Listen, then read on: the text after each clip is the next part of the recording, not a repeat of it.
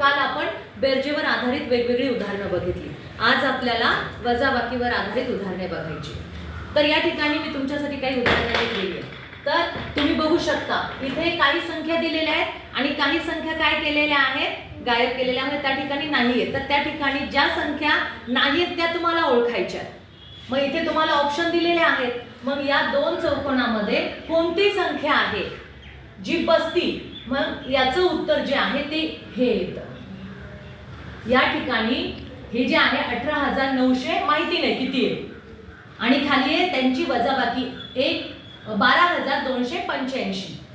या संख्येमधून ही संख्या वजा केल्यानंतर कोणती संख्या मिळते, ही संख्या मिळते. मग याचं उत्तर कसं काढणार?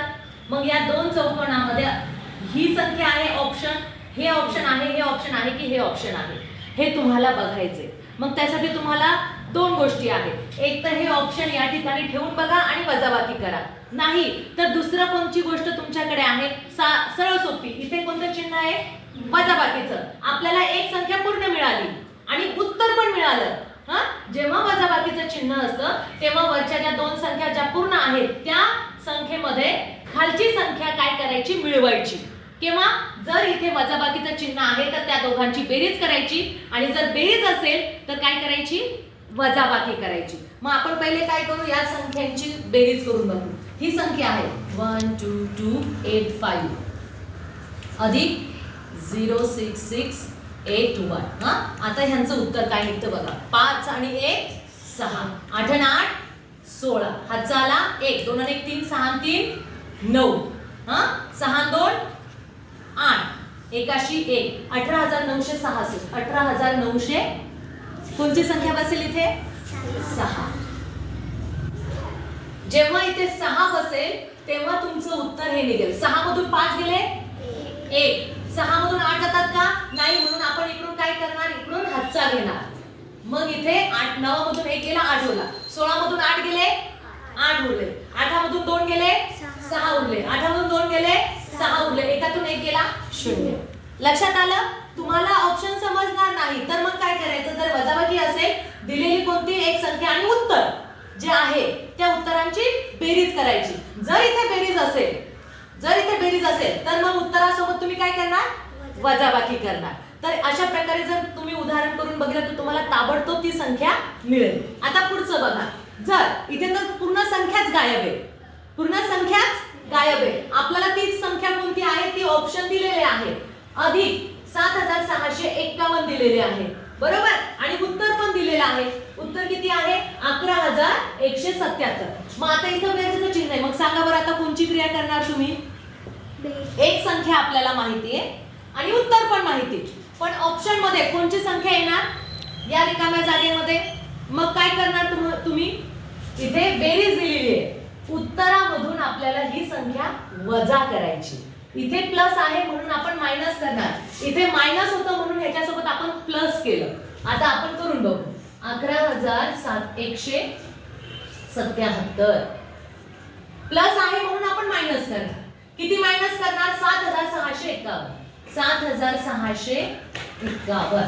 7तून 1 गेले 6, 7तून 5 गेले 2, एकातून 6 जात नाही म्हणून इकडून आपण हातचा घेतला.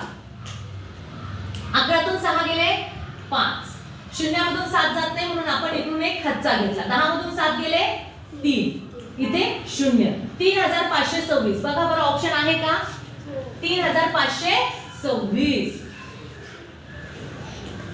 मग आता हे उत्तर आपलं बरोबर येतं का, मग तुम्ही ह्या दोघांची बेरीज करून बघा. 3,526 अधिक 7,651. आपण ही संख्या काढली. मग आता ह्या दोघांची बेरीज केल्यावर हे उत्तर येतं का, तुम्ही तपासून बघा. 6 आणि 1 6, 5 आणि 2 7, 6 आणि 5 11, हातचा आला 1, 3 आणि 1 4, 4 आणि 7 11. 11,171 आलं. समजलं तुम्हाला. बेरीज असेल तर त्या दोन संख्यांची वजाबाकी करायची, वजाबाकी असेल तर त्या दोन संख्यांची बेरीज करायची, म्हणजे तुम्हाला उत्तर मिळून जातं. आता पुढचा प्रश्न बघा. 3 अंकी लहानात लहान विषम संख्या, 3 अंकी लहानात लहान विषम संख्या व 2 अंकी मोठ्यात मोठी समसंख्या यांच्यातील फरक विचारला म्हणजे काय करायचंय, वजाबाकी. फरक विचारला म्हणजे काय करायचंय, वजाबाकी. मग 3 अंकी सर्वात लहान विषम संख्या कोणती आहे? विषम संख्या. 3 अंकी समसंख्या 100. कोणती आहे? 100. आणि मग 101 ही काय आहे? लहानात लहान 3 अंकी विषम संख्या आहे. ओके. आता आपल्याला 2 अंकी मोठ्यात मोठी समसंख्या. मग 2 अंकी मोठ्यात मोठी समसंख्या कोणची आहे? मोठ्यात मोठी संख्या कोणची आहे? 99. 99. पण 99 ही विषम आहे. मग 99 च्या अगोदरची कोणची आहे? 98. 98 ही मोठ्यात मोठी समसंख्या आहे 2 अंकी. ही लहानात लहान विषम संख्या आहे 3 अंकी. मग आता यांची काय करायची? फरक विचारला म्हणून वजाबाकी. एकातून 8 जात नाही म्हणून आपण हातचा घेणार, पण शून्याकडे द्यायला काहीच नाही म्हणून हा 1 काय करणार? पहिले ह्या शून्याला संख्या देणार. मग आता ह्या 10 मधून 1 जाणार, 10 मधून इकडे 1 जाणार. मग 10 मधून 1 गेल्यावर 9 होतात. मग आता वजाबाकी करा. 11 मधून 8 गेले 3, 9 मधून 9 गेले 0. इथे हा ऑलरेडी दिलेला होता म्हणून इथे काहीच नाही म्हणून 0. किती वजाबाकी आली त्यांची? 3. ऑप्शन मध्ये कुठे आहे? 2 नंबरचा पर्याय. म्हणजे या दोघांमधील फरक किती येतो? 3. फरक किती येतो? 3. मग ऑप्शन क्रमांक 3. अशा प्रकारे तुम्हाला वजाबाकीवर आधारित उदाहरण विचारले जातात. समजलं?